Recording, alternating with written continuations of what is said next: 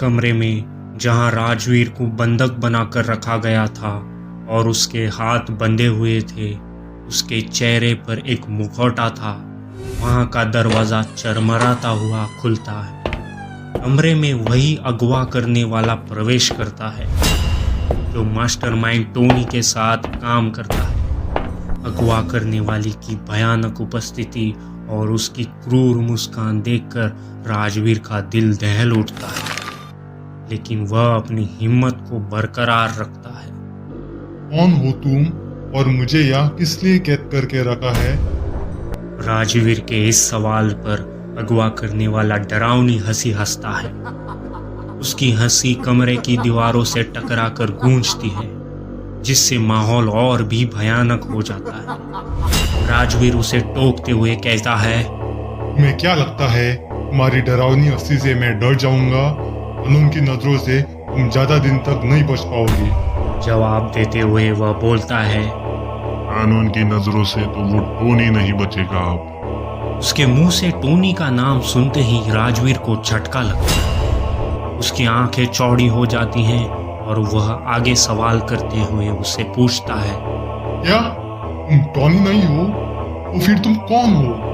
क्या तुम्हें टॉनी ने मुझे किडनैप करने के लिए भेजा है? वह अगवा करने वाला जवाब देते हुए बोलता है, नहीं, मेरा नाम बॉबी है और मैं यहाँ तुम्हें किसी टोनी के कहने पर नहीं लाया हूँ। मैं तो खुद उसके खिलाफ हूँ और तुम्हें मुझसे कोई खतरा नहीं है। मैं तो सिर्फ तुमसे एक सौदा करना चाहता हूँ। राजवीर आश्चर्यचकित होता है और उत्सुकता से उसे पूछता है, सौदा? ऐसा सौदा? उस सौदे से पहले मुझे तुमसे कुछ पूछना है। तुम फिलहाल किस केस पर काम कर रहे हो और उसमें तुम्हें अब तक क्या सबूत मिले हैं? इससे तुम्हें क्या मतलब? हम लोग ऐसे ही किसी केस के बारे में किसी को भी नहीं बताते। देखो, अगर तुम मेरे शुभ चिंता हो तो भगवान के लिए मुझे छोड़ दो। मुझे किसी को इंसाफ देने के लिए देर मत करो। बॉबी गुस्से में चीखते हुए उसे कहता है, तो फिर मत बताओ। जब तक तुम मुझे उस केस की जानकारी नहीं दोगे तब तक मैं तुम्हें यहाँ से कहीं नहीं जाने दूंगा। यहीं पर सड़ते रहो। यह कहकर बॉबी राजवीर को अंधेरे कमरे में छोड़कर बाहर चला जाता है। राजवीर थका हुआ था क्योंकि उसकी नींद पूरी नहीं हुई थी। उसके मन में हजारों सवाल उठ रहे थे। इसके अलावा वह सोच में पड़ जाता है कि बॉबी को अपने केस के बारे में बताना चाहिए या नहीं। बहुत सोचने के बाद राजवीर ने कुछ निर्णय लिया। उसने चिल्लाकर कहा, सुनो बॉबी, अगर तुम मेरे साथ हो कम से कम कुछ खाने के लिए तो दो। प्यास भी लगी है। खाना नहीं तो कम से कम पानी तो दो।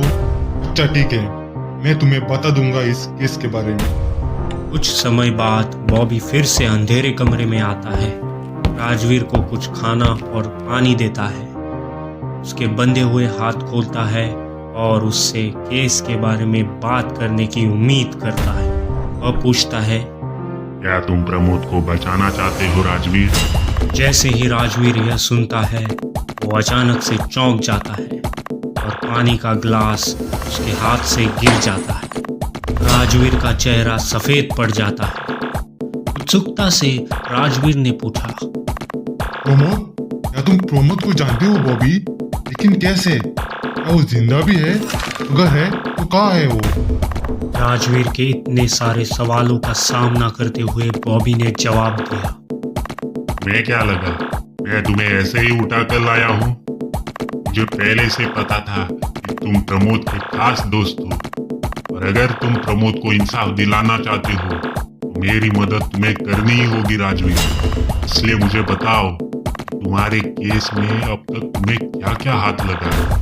राजवीर ने आगे पूछा, क्या तुम वही बॉबी हो जिसके पिता को टॉनी ने अगवा करके रखा है? और वो सूटकेस, मतलब वो सूटकेस भी तुम्ही ने उस पुराने रेलवे स्टेशन पर रखा था? बिल्कुल सही पहचाना राजवीर। वो बेटा मैं ही हूँ जिसके पिताजी को टोनी जैसे राक्षस ने अगवा करके रखा है।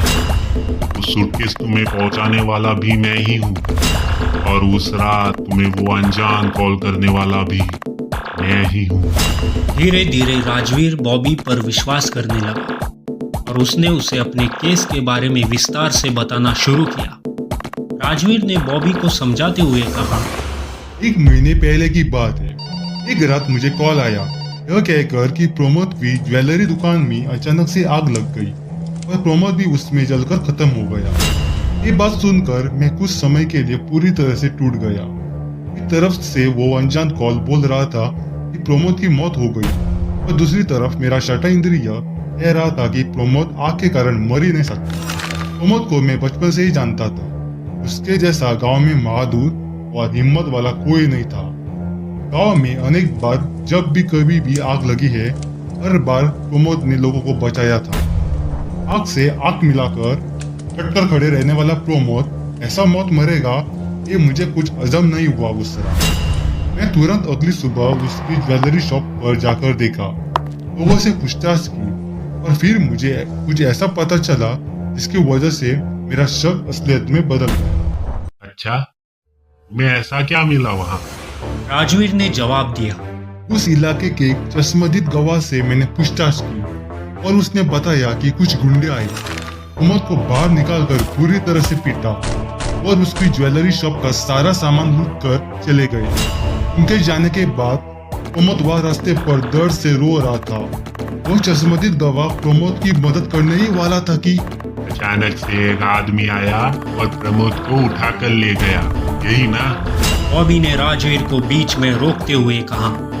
जैसे ही राजवीर ने यह सुना वह बेहद चौंक गया और उसने बॉबी से उल्टा सवाल करते हुए कहा, तुम्हें इसके बारे में कैसे पता चला कि उस वक्त घायल प्रमोद को कोई उठाकर ले गया? बॉबी ने एक अजीब सी मुस्कान दी। राजवीर के मन में शक और उत्सुकता का तूफान मच गया। वो जानना चाहता था कि आखिर बॉबी को इसके बारे में कैसे पता चला।